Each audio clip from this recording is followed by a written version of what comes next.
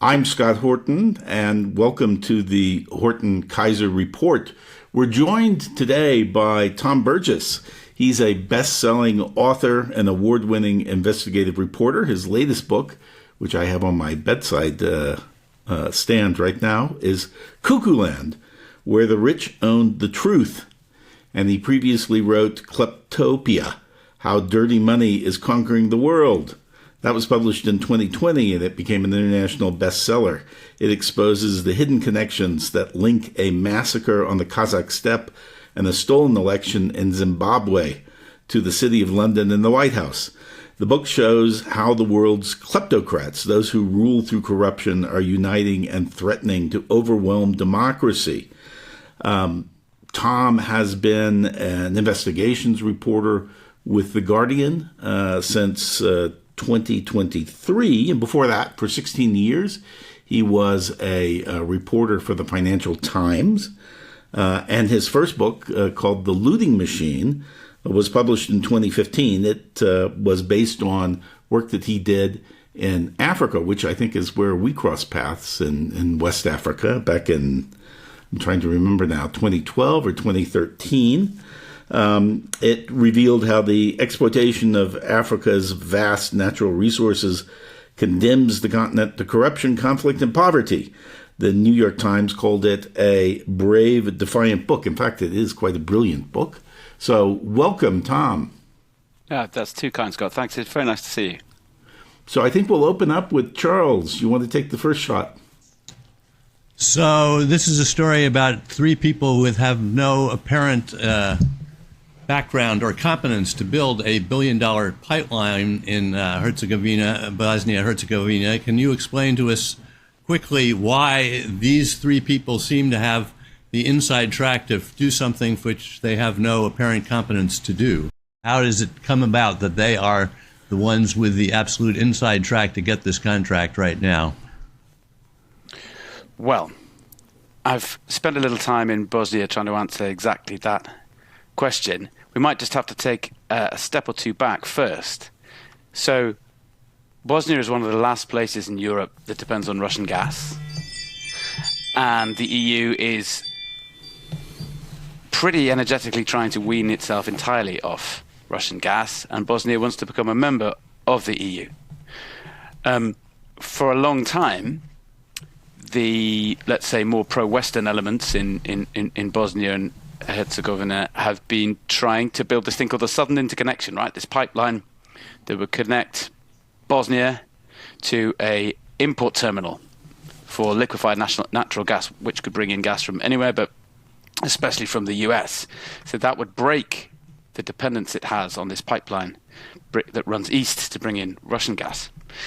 And for some time, that project has not been happening.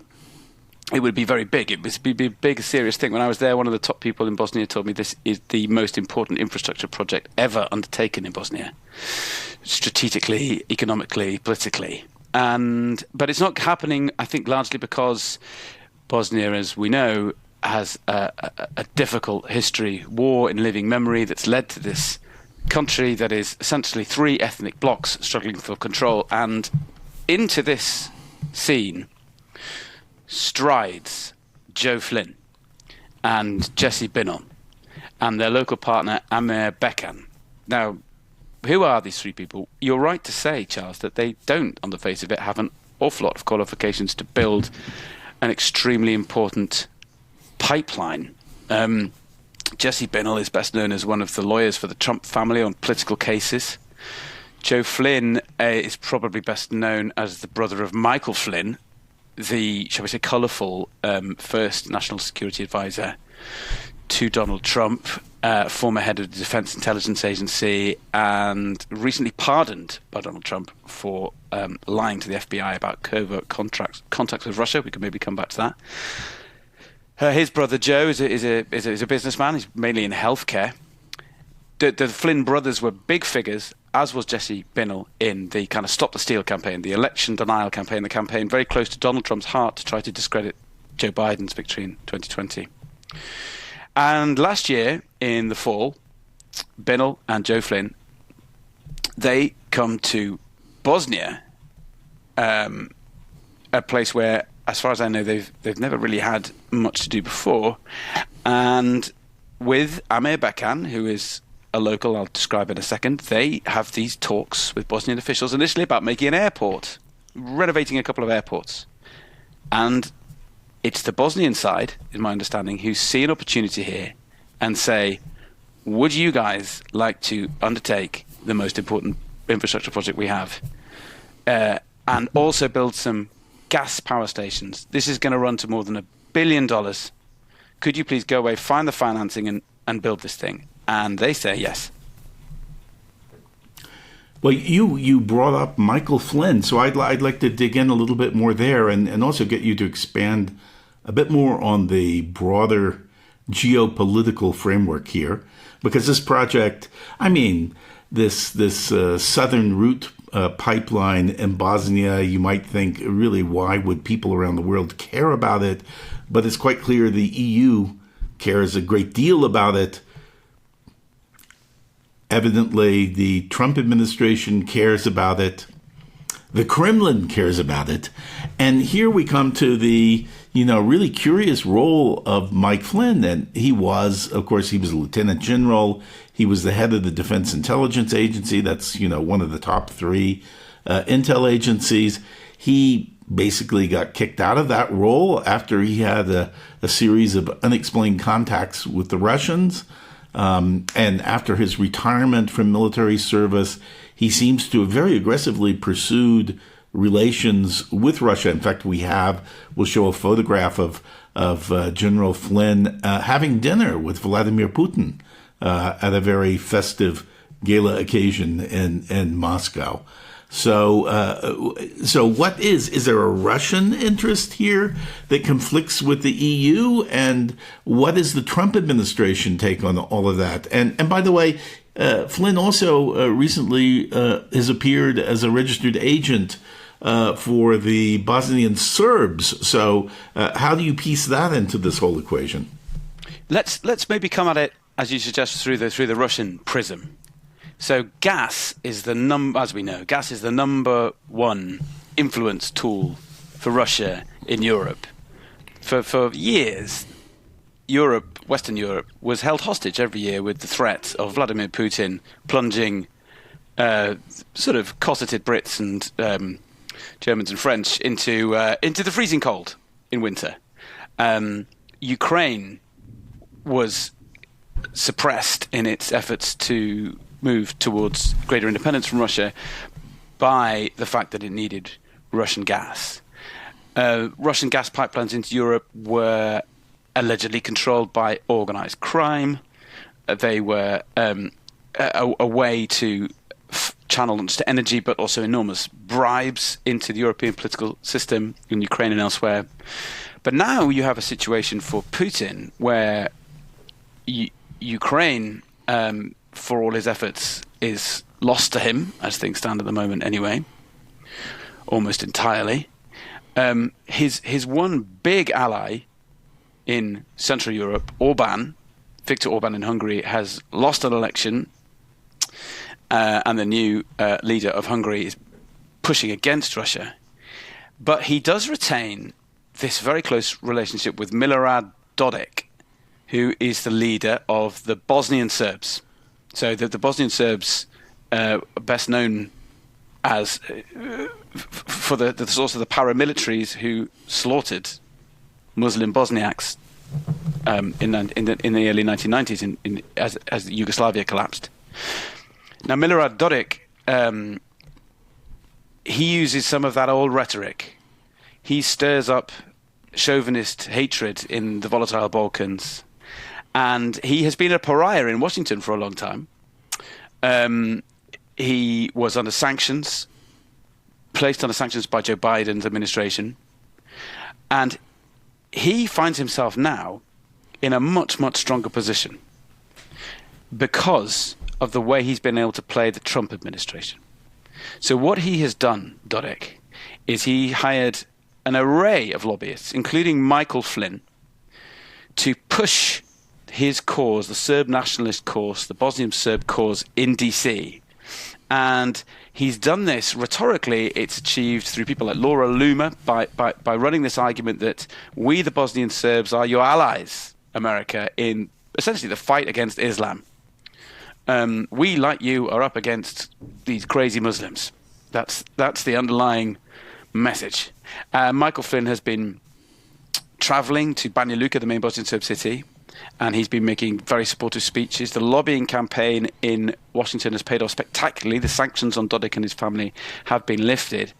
And now we come back to the pipeline. So because of the ethnic power sharing in Bosnia and Herzegovina, the nationalist Serbs, with Dodik as their figurehead, they could block that pipeline. The pipeline that America really, really wants. Its embassy makes it clear they want that. The energy secretary makes it clear they want that. Everybody in the administration is making very, very clear that they want this pipeline to be built. They want American gas to be shipped into Europe through Bosnia. And they want their guys, Jesse Binnall and Joe Flynn, Mike's brother, to get the contract to build it. Now, there is an important nuance here, just to finish. It's very easy to assume that Joe Flynn and Mike Flynn are kind of in cahoots here. And you've got Joe Flynn playing the kind of Western side and Mike Flynn playing the pro-Russian Dodik side, the Bosnian Serbs. But Joe Flynn has publicly been trying to distance himself from his brother. He has been trying to broadcast that he is there to do business. He's on the side of, let's say, what Trump calls energy dominance for the US. And Mike Flynn has sort of drunk the Kool-Aid and is in the middle of this kind of civilizational war rhetoric and helping the sort of ethnically what's the word I want, the Bosnian Serbs who were whipping up ethnic tension. Now, I think that might be the case. There might be a distance between those two brothers. But what certainly happened is that Dodik has been emboldened. Shortly after, Don Jr. visited in April and gave a very supportive talk in Banja Luka in a room where he was hosted by Dodik's family at an event in his honor. He spoke very highly of the Bosnian Serbs. Shortly after that, Dodik made it clear that he would not be opposing the pipeline. He would not be using his effective veto power. And then off he goes to celebrate Victory Day in Moscow. So Dodik is playing a big geopolitical game, and we see in microcosm here, I think, this new Trumpian world order where it's all about personal collections and business deals. So there are two different avatars of Trumpism on the ground in Banja Luka, as you put it, right? And they're two brothers. So yeah, well, you've got Dodik, you've got Michael Flynn with Dodik in Banja Luka. It's definitely worth listening to this with a map. You got Dodik on the ground in Banja Luka with Michael Flynn, and then in Sarajevo, in the national capital, but also the seat of the kind of Bosniaks. You've got Joe Flynn and his partner Jesse Binnall saying we are pro-Western. We are trying to break Russia's hold on this on this part of the world, while Michael Flynn seems to be pretty energetically trying to prop up Dodik, Putin's big ally in the country. So yeah, you've got two parts of the kind of Trumposphere seemingly making large amounts of money for themselves on opposing sides of a huge geopolitical struggle. And right in the same neighborhood, of course, we also have Jared and Ivanka, active with very high-profile projects, both in Serbia proper, and in Albania. So it really does seem to be all in the family here. It's extraordinary, isn't it? I mean, I think I wrote last year a big piece trying to just sort of scan the world for essentially trying to answer this question: what is happening around the world? What is happening to international relations and domestic politics when we have a president whose critics say he operates in a pay-to-play system? What does that mean for how power works and how individual countries work? And you can see it in Vietnam, you see it in the Gulf. But you really see it in the Balkans and around the world. What we see is those who channel business advantages towards Trump family businesses or those associated with them. They appear to be rewarded. It might be lower tariffs. It might be pardons. It might be access to sensitive technology. It might be something more nebulous like political support. But absolutely, in the Balkans, what you have is Vučić, very much under pressure, president of Serbia proper, trying to force through Trump Tower Belgrade and trying to do it on the site that NATO bombed in the 90s in defense of Kosovo in Belgrade. Now that protests and a prosecution, a crusading prosecutor, seem to have thwarted that project. It was going to be the first ever Kushner-Trump kind of co-production. That, it would appear, is pretty bad news for Vučić, who famously tried to go and have an audience at Mar-a-Lago, but didn't get through the gates. The circumstances are pretty murky. And then, yes, in Albania, the Kushners are developing this.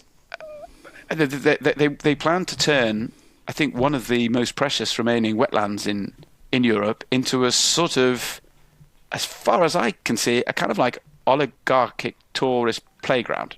I'm not sure that's how the promotional literature would describe it, but that's what it seems to be. So this, for me, is how you track the New World Order. Like, where is the Trump family and people associated with the Trumps? Where are they doing business, and how is that shaping local politics? I mean, protests in the street in Albania as we speak. Massive protests in Belgrade last year, as we've been discussing. Tension, the fate really of the 30-year-old peace accords in Bosnia-Herzegovina being influenced by the shape of these business deals. That's the reality of how power is working today, I think.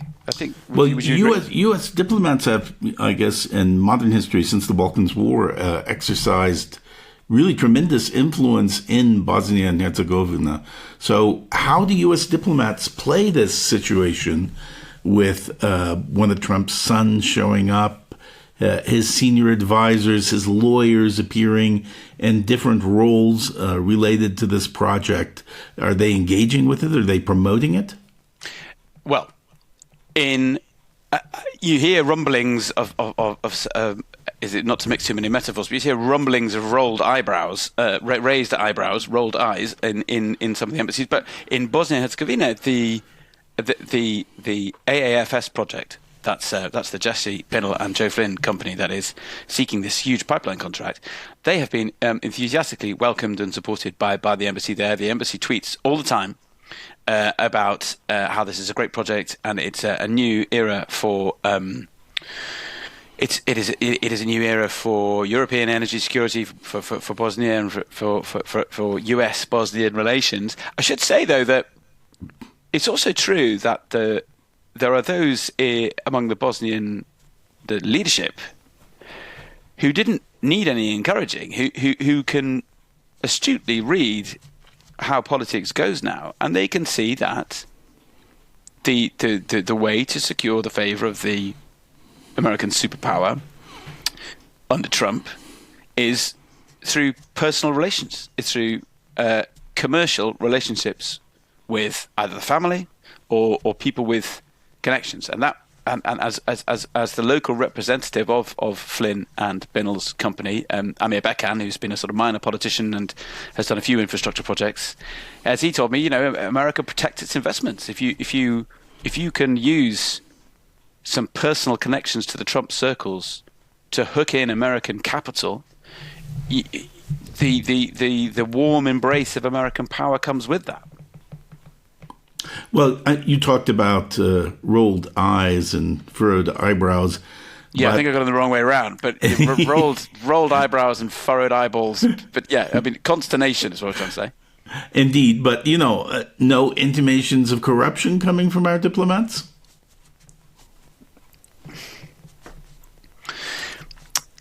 There's plenty of people obviously in DC who say this is not specifically about the Bosnian pipeline project, but who say the Trump administration is corrupt, and this is an unprecedented collapse of the norms against conflict of interests. The blurring of the Trump organization's business interests and U.S. government policy is so wholesale and so brazen that for plenty of senior politicians and former staffers and so on who've come out and said this publicly, this is just straight up corruption. And I think what that does around the world is it means that local political leaders who seek American favor personally or for their country, the route to do that is not any longer to make the moral case or even the case based on the advancing of American power. It's to make the case on the advancing of personal business interests, right? Right. So now what about the EU perspective on all of this? I think the first of the two articles you ran really had to do with potential loss of EU credits and support for the project. Yeah. So while I was in Bosnia, I got a copy of a letter which had been sent by the EU ambassador in Sarajevo to the Bosnian leadership, the leadership of the Croats, the Bosniaks, and the Serbs who come together in the leadership structure of the country. And that letter basically said, hang on, what is going on here?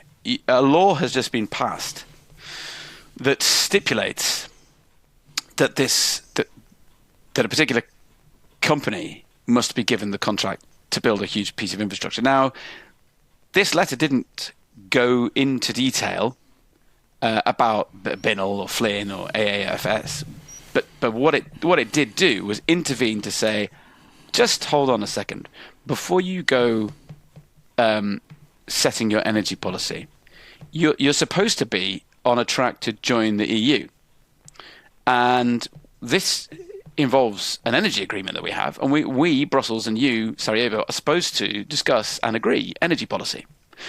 And there was a sort of slightly menacing line in there where the EU's representative says, basically, you want to be sure you keep consulting with us because there are a lot of benefits of accession and closer membership, including financial benefits that you wouldn't want to be losing out on. Now, people on the AFS side of this, I think, would say, well, fine, but you're not building this pipeline. The EU isn't putting up the money. Natural gas could be seen as a transition away from coal that Bosnia relies on to move towards greener energy. That's what some credible people in Bosnia make that argument. And that leads to the question, well, is AAFS itself credible? So is there actually a credible plan here? Is Bosnia, if it is jeopardizing its relationship with Brussels, is it doing it? Is it betting on the right horse? And the difficulty with answering that is that, AAFS, the American company, was only incorporated 6 months ago. It has no track record. Its local partner, sure, has engaged in a few infrastructure projects, but nothing coming close to this scale. And in politics, he's a very minor figure, I think it's fair to say. And so it would appear that Bosnia could be jeopardizing the path to EU membership in order to advance this infrastructure project, which, this might be a way to get it done. It might work, but it also might be that they're putting down all their chips on personal connections to the Trump administration rather than the actual ability to get this done.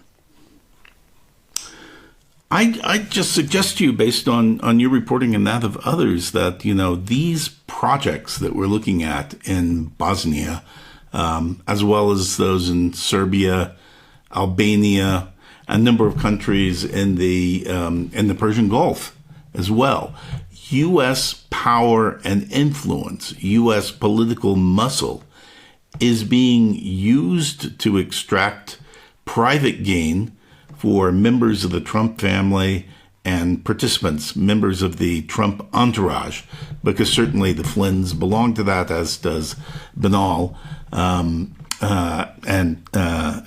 of course, Jared and Ivanka are family members, and Don Trump Jr. is seemingly the heir apparent right now. They all seem to show up in these countries, get the support of local diplomats, and use connections from the White House in Washington to push business deals. Is that not inherently corrupt? I mean, it's remarkable, isn't it? The way that the norm against conflict of interest that we've become used to and journalists have become used to policing has collapsed, I think.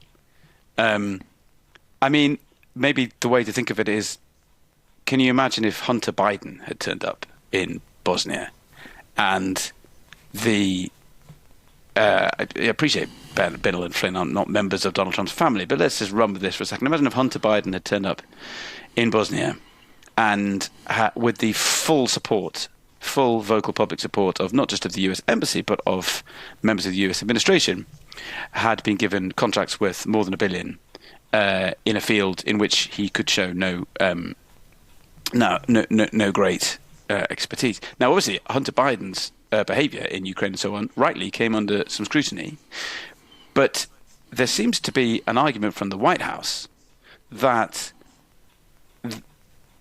it's a simple, plain denial that conflicts of interest could exist. I mean, every time we write one of these stories, I've written them now about Trump's crypto, covering Trump's crypto holdings, Serbia, Bosnia, touched on Vietnam, the Gulf, and the White House takes a very straightforward line, which is just to say there are no conflicts of interest. It doesn't engage with the facts, doesn't grapple with them. And it's a very technical line they use, too, that the conflict of interest rules govern U.S. government employees. These people are not U.S. government employees. That's the line. Well, of course, it's technically true. On the other hand, if we go back and we look in, recent U.S. history, everywhere from Billy Carter, to Hunter Biden, there's been huge controversy and blow up every time a member of a presidential family attempts to extract some sort of benefit from office, and I'd say justifiably so. There should be, and right now it's occurring at a level and with a frequency that we've never experienced before. I mean, there seem to be multiple incidents every week. So, Tom, go ahead. Well, I was just going to build on that, I think, because the reporting in the US has been, phenomenal, and the legal moves to try to challenge these conflicts of interest are multifarious and impressive. But what I think is important to remember is, what is the effect of this kind of let's adopt for a moment the critics' term, a pay-to-play system. What's the effect of that in countries where the institutions don't work, where there isn't so much of a free press and there isn't so much of an independent judiciary? What's the effect in the fragile young democracies of the Balkans, or in Vietnam, or in the autocracies of the Gulf, where those who might be trying to seek more freedom and more democracy, they now have to confront a situation where the ruling elites in all those places can yoke their interests to American power, the most formidable force on Earth, by doing a business deal with the ruling family or people close to them. And they're prioritizing in all these efforts, it seems, kleptocratic governments. I mean, they're prioritizing parts of the world like the Balkans, like the Persian Gulf, where these things are the norm. I mean, the ruling families, the politicians in power routinely use their prestige, their authority, their positions to extract personal benefit with minimal consequences, in fact. So it seems perhaps maybe to some extent the Trumps are learning from them. Well, I mean, I remember saying this in Trump's first term, and it's just more apparent now. I mean, just look at his friends, right? He seems most at ease in a sort of global Mar-a-Lago of kleptocrats. I mean, the Gulf monarchies, where, as you say, the personal gain of the ruling family and wielding the political power of the state, that's the same thing, right? There is no division between those two things, and woe betide anyone who might stand in their way. They'll end up sort of chopped into pieces in an embassy somewhere. The Gulf is the biggest engine, I think, of these conflicts of interest, clearly, where for instance, the most sensitive American technology is being given away, seemingly at great national security risk, alongside very advantageous business deals for Trump interests, especially the new huge Trump interest. That's crypto, and Trump's relationship with Putin, with even Kim in North Korea. She is perhaps in a slightly different category, but there's certainly many people at the top of the CCP who have got incredibly wealthy. Again and again, you see that his natural kind of Trump's natural playmates are the great kleptocrats. Yeah. Well, Tom, why don't you tell us what you're working on right now? I mean, what you see as the source for future stories?